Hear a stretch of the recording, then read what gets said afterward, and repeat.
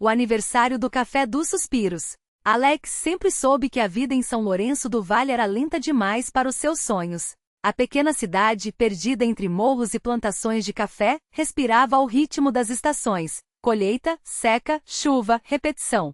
Mas ele, aos 27 anos, recém-formado em administração, e com um diploma que brilhava mais pela tinta fresca do que pelas oportunidades, decidiu que seria diferente. Quando o velho senhor Brandão, dono da padaria local, anunciou que ia se aposentar e vender o ponto, Alex viu ali a sua chance. Com as economias de uma vida inteira de bicos, desde aulas de matemática para adolescentes até consertos de computadores, e um empréstimo bancário que o faria suar frio por uma década, ele comprou o lugar. Não seria apenas uma padaria.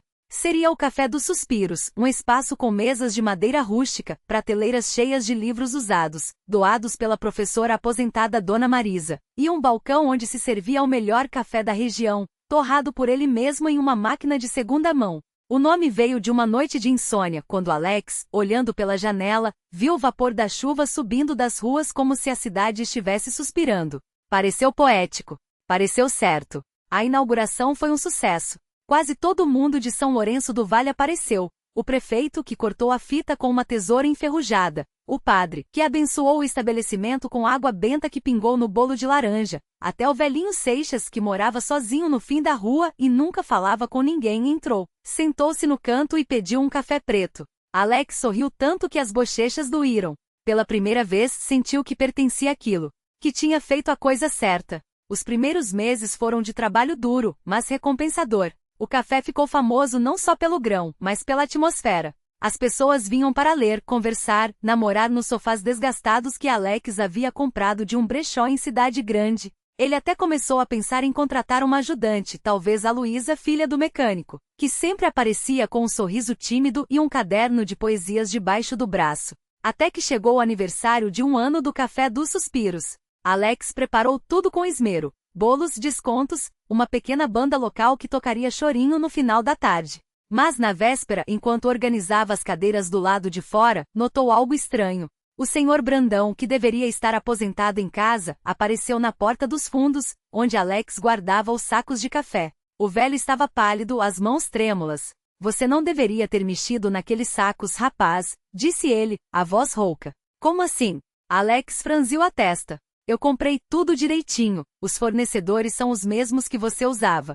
O senhor Brandão engoliu em seco. "Aqueles 3 sacos com a etiqueta verde, eles não são café." Alex riu, achando que era brincadeira. Mas o velho não sorriu. "Abra um." E então Alex abriu. Dentro, em vez de grãos escuros e aromáticos, havia maços de notas. Notas de verdade. Centenas delas, empacotadas com elásticos como se fossem mercadoria. O cheiro de mofo e tinta fresca subiu até suas narinas. Ele recuou como se tivesse levado um tapa. "O que é isso?" sussurrou. "Dinheiro sujo", o senhor Brandão confessou, passando a mão pelo rosto cansado. "Eu lavava para eles. Para um grupo, não pergunte quem. Eles compravam o café por um preço absurdo, pagavam em espécie, e eu declarava como venda normal." Você continuou o esquema sem saber. Alex sentiu o chão sumir debaixo dos pés. Mas eu nunca." "Você manteve os mesmos fornecedores. Eles devem ter pensado que você estava no jogo." O velho olhou para trás, nervoso. "Eles não gostam de erros, Alex. E agora você descobriu."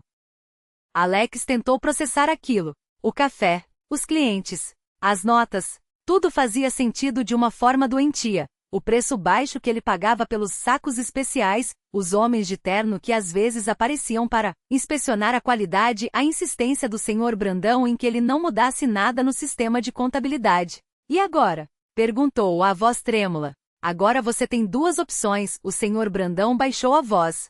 "Ou finge que não viu nada e continua como está, ou denuncia. Mas se escolher a segunda, eles vão te enterrar antes do café esfriar." Alex passou a noite em claro, olhando para os sacos como se fossem bombas.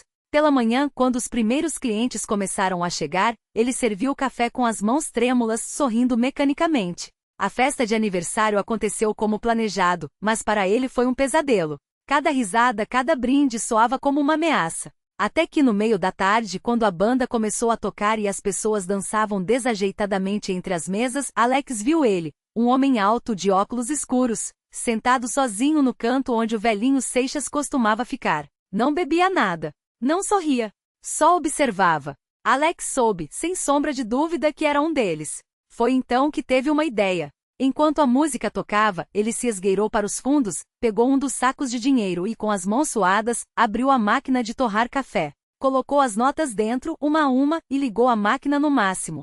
O barulho do motor abafou o som da banda. O cheiro de papel queimando misturou-se ao aroma do café. Quando o homem de óculos escuros finalmente se levantou e veio até ele, Alex estava limpando as cinzas da máquina com um pano. Onde está? O homem perguntou, a voz calma, perigosa. Alex olhou nos seus olhos e sorriu. Um sorriso cansado, mas genuíno. Queimado. Todo ele. Apontou para a máquina. Café torrado demais vira cinza. Dinheiro também. O homem não se moveu. Não gritou. Só olhou para Alex por um longo segundo, como se estivesse calculando o peso de suas palavras. Você é burro ou corajoso? Talvez os dois, Alex respondeu. Mas eu não vou lavar dinheiro para vocês. E se me matarem, todo mundo vai saber por quê. Fez um gesto para a festa do lado de fora, onde as pessoas riam, dançavam, viviam. Eles não são cegos. Só não sabiam. Agora, se eu desaparecer, eles vão desconfiar. O homem continuou imóvel. Então, lentamente tirou os óculos. Seus olhos eram claros, quase transparentes. Você tem sorte, disse. O chefe gosta de café e odeia desperdício. Virou as costas e saiu. Alex nunca mais o viu. Na semana seguinte, o Café dos Suspiros recebeu uma inspeção fiscal. Depois, outra. Nada foi encontrado. Os fornecedores especiais cancelaram os pedidos. O dinheiro sujo desapareceu. E Alex, com as mãos ainda trêmulas, mas o coração mais leve, continuou servindo café. Desta vez, só café. Anos depois, quando perguntavam como ele tinha sobrevivido àquilo, Alex só dizia: às vezes, a melhor maneira de lavar dinheiro é queimá-lo. E sorria, enquanto o vapor dos suspiros da cidade subia pelas ruas, leve como o aroma de um grão recém-torrado. O tempo no Café dos Suspiros não passava como nos outros lugares. Enquanto a cidade se afogava em arranha-céus de vidro e pressa ali, entre as paredes descascadas e o balcão de madeira gaste pelo tempo, os minutos se esticavam como mel quente. Alex servia café como sempre, mas havia algo diferente no ar, uma espécie de expectativa silenciosa, como se as próprias xícaras estivessem contendo a respiração. Foi numa tarde desses dias estranhos que ela entrou.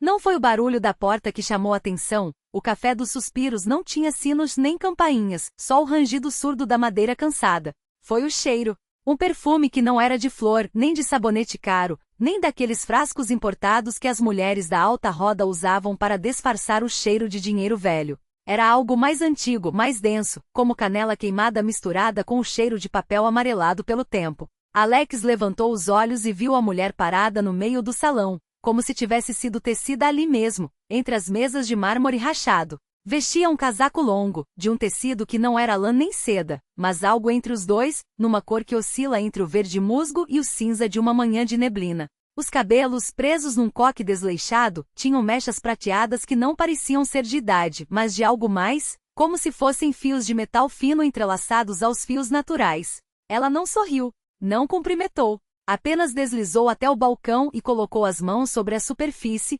os dedos longos e pálidos como varas de incenso apagado. Você serve o café da memória, disse. Não era uma pergunta. Alex sentiu um calafrio que não veio do vento que entrava pela fresta da janela. Ele conhecia todos os tipos de clientes, os que vinham para esquecer, os que vinham para ser vistos, os que vinham porque não tinham para onde ir, mas aquela mulher não se encaixava em nenhuma categoria. Ela parecia ter vindo de um lugar onde o café não era bebida, mas moeda. Ou talvez sacramento. Só sirvo café, respondeu, secando uma xícara com mais força do que o necessário. Nada mais.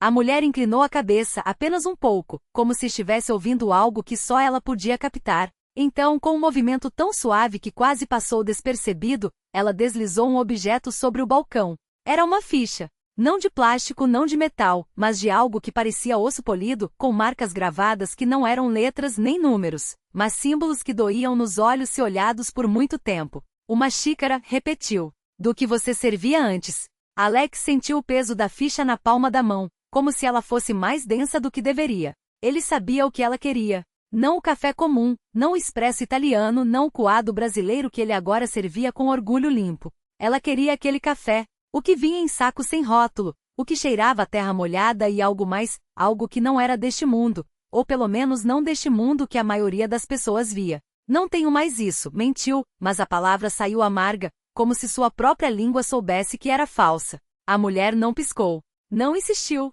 Apenas pegou a ficha de volta e por um instante, Alex juraria que os símbolos nela gravados mudaram de lugar, como se estivessem vivos. Você vai ter, disse ela, e desta vez havia algo na voz que não era som, mas vibração, como o zumbido de um fio de alta tensão. Porque as dívidas não prescrevem, só mudam de forma. E então ela se foi. Alex ficou ali com as mãos ainda tremendo, não de medo, mas de algo pior, reconhecimento. Porque ele sabia. Sabia que aquela mulher não era uma cliente. Não era uma fiscal. Não era nem mesmo uma ameaça comum. Era uma cobradora. E o café dos suspiros, afinal, sempre teve mais de uma conta a acertar. Alex tentou engolir a saliva, mas a boca estava seca como papel de seda queimado. O cheiro do café recém-moído, aquele aroma que costumava ser um abraço, agora se transformará em algo metálico, como moedas antigas deixadas ao sol. Ele olhou para a ficha ainda quente entre seus dedos e os símbolos, antes indecifráveis, pareciam agora respirar. Não eram letras, não eram números. Eram cicatrizes.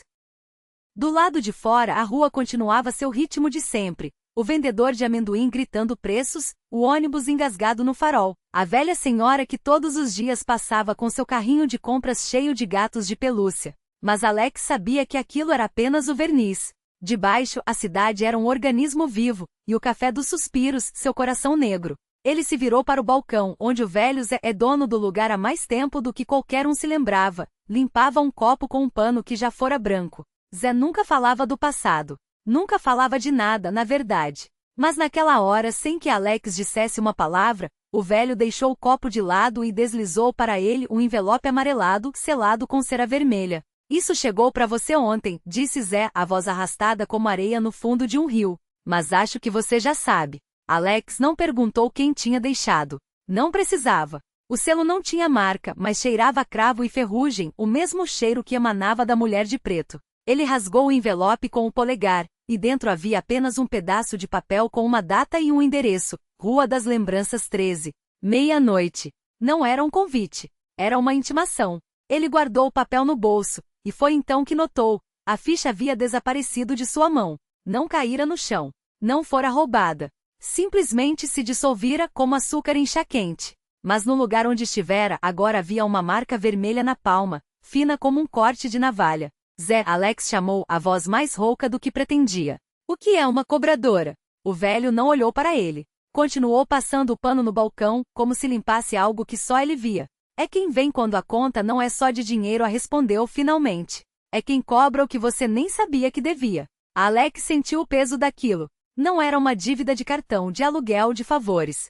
Era algo mais antigo. Algo que vinha de antes dele nascer, talvez. Algo que escolhera sem saber. Ele saiu do café sem se despedir. Do lado de fora, o ar estava mais denso, como se a cidade inteira estivesse prendendo a respiração. E então ele viu ela novamente. Não estava na calçada. Não estava no ponto de ônibus. Estava refletida na vitrine de uma loja de discos abandonada, uma silhueta imóvel entre os LPS empoeirados. Quando Alex se virou, não havia ninguém. Só o próprio reflexo pálido e trêmulo, e algo atrás dele na sombra que não era seu. O relógio da praça bateu 3 vezes. 3 badaladas secas como ossos quebrando. Alex soube, sem dúvida, que não era 3 horas. Era um aviso. Ele tinha até a meia-noite para descobrir o que afinal estava sendo cobrado. E por quê? Mas havia um problema. Alex não se lembrava de ter feito nada que justificasse aquilo. Ou será que lembrava? Porque de repente fragmentos de memórias começaram a surgir, como peixes mortos boiando na superfície de um lago. A primeira, uma criança, ele, segurando uma pedra pontuda, o sangue escorrendo do joelho de outro menino no chão. A segunda, um grito abafado em um corredor escuro, e a sensação de algo quebrando dentro de si. A terceira, um pacto, um aperto de mão, uma promessa feita à luz de velas que não eram de cera, mas de outra coisa. Alex pressionou as mãos contra os olhos, como se pudesse espremer as lembranças de volta para o esquecimento. Não adianta. Elas vinham como maré alta e com elas a certeza de que a mulher de preto não era a primeira cobradora que ele encontrava. Só era a única que tinha sobrevivido para cobrar. A quarta memória veio como um golpe no estômago, um cheiro de terra molhada e algo podre, misturado ao gosto metálico de moedas antigas na boca. Alex sentiu o peso de um objeto que não estava mais em suas mãos, um amuleto de osso, esculpido com símbolos que agora ardiam atrás de suas pálpebras como brasas. Ele o havia enterrado, ou jogado no rio, ou dado a alguém. A mulher de preto sorriu, como se soubesse exatamente onde aquele pensamento levava. Você sempre foi bom em esconder as coisas, disse ela, a voz arrastando sílabas como se mastigasse cada palavra antes de cuspi-las. Até de si mesmo. Alex engoliu em seco. O ar do quarto tinha se tornado espesso, como se estivessem submersos em mel escuro. Ele tentou se levantar, mas as pernas não responderam. Não por medo, não exatamente. Era como se o corpo lembrasse de algo que a mente ainda recusava. Você não pode fugir dessa. O que você quer? Perguntou a voz mais firme do que ele esperava. A mulher inclinou a cabeça e por um segundo, seu rosto não foi mais um rosto, mas um aglomerado de sombras se contorcendo, como se algo por trás da pele tentasse sair. Quando voltou a ser só uma mulher, seus lábios estavam pintados de um vermelho tão escuro que parecia preto sob a pouca luz. Quero o que você deve. Não a mim, mas a eles. Eles quem? Ela não respondeu. Em vez disso, estendeu a mão e entre seus dedos apareceu um fio de lã preta, grosso e irregular, como se tivesse sido fiado por mãos trêmulas. Na ponta, um nó corrediço. Você sabe o que é isso, murmurou. Alex sabia. Era o fio que ele mesmo havia amarrado, anos atrás, em torno do pulso de outra pessoa. Um fio que não se desatava, não importava quantas vezes tentasse. Um fio que crescia. Você mentiu, continuou a mulher, enrolando o fio no dedo com uma paciência doentia. Disse que era só um jogo, que não havia consequências. Mas jogos têm regras, Alex. E você quebrou a principal. Ele sentiu o suor escorrer pelas costas. Não era um suor comum.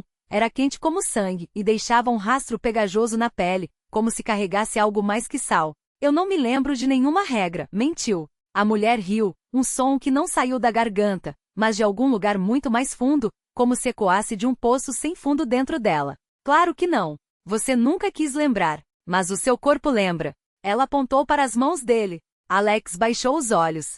Suas unhas não eram mais unhas. Eram cascos. Pequenos, negros, levemente curvados como os de um animal que cavava a terra para enterrar coisas. E entre os dedos, finas membranas escuras, como se sua pele estivesse tentando se transformar em asas. Não, sussurrou. Sim, respondeu ela, suave. Você fez um trato, Alex. Não com palavras, não com sangue. Com silêncio. E silêncio é a moeda mais cara que existe. Ele tentou gritar, mas só saiu um som abafado, como se sua própria garganta estivesse selada por algo invisível. A mulher se aproximou e desta vez, quando ela estendeu a mão, não era para mostrar o fio. Era para tocá-lo. Seus dedos longos, frios, com veias que pulsavam um líquido escuro, pousaram na testa de Alex. E então ele virou. Não foi como virar uma página.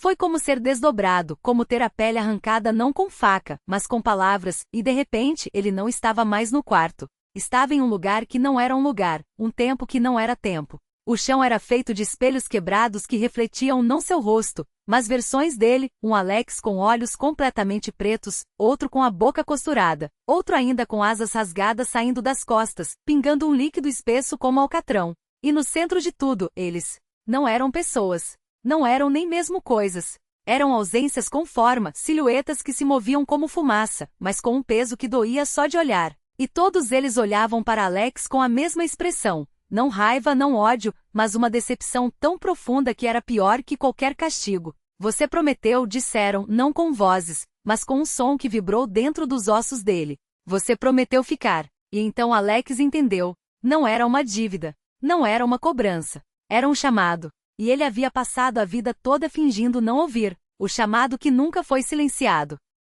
Alex estendeu a mão para tocar um dos espelhos, mas seus dedos afundaram na superfície como em água parada. O reflexo com asas rasgadas se inclinou para a frente e sussurrou, não com a boca, mas com as fissuras em suas asas. Você não fugiu de nós. Fugiu de si mesmo. As silhuetas se aproximaram, não como ameaças, mas como sombra de um abraço. Uma delas, a mais alta, com um vazio em forma de peito, pressionou algo contra a palma de Alex. Era um fio de prata, fino como teia de aranha, mas pesado como correntes. No centro, uma conta de vidro quebrado refletia não seu rosto, mas o de um menino de 8 anos, chorando em um quarto escuro, enquanto algo sem nome se enroscava em seus tornozelos prometendo, nunca o deixarei sozinho. Alex lembrou. Não era um pacto. Era um pedido de socorro. Aquelas coisas não eram seus algozes. Eram os fragmentos dele mesmo que havia abandonado ao longo dos anos. O menino que via monstros no armário e gritava por ajuda. O adolescente que cortava a pele para sentir algo real. O adulto que enterrava as vozes sob pílulas e rotina. Eles não o culpavam. Sentiam sua falta. Você nos trancou aqui, disse a silhueta com a voz de todas as suas lágrimas engolidas.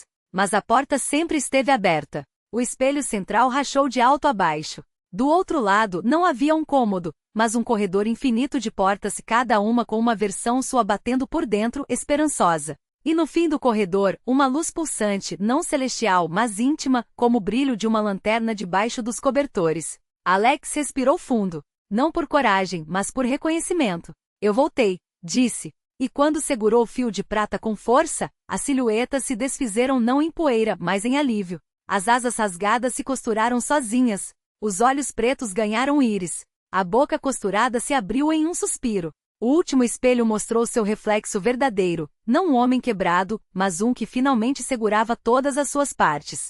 Do lado de fora, o mundo continuou igual, o relógio tic-taqueava, o café na xícara ainda estava morno. Mas quando Alex tocou o próprio pulso, sentiu algo novo, uma pulsação dupla. Sua e deles. Porque algumas promessas não são para serem cumpridas. São para serem lembradas.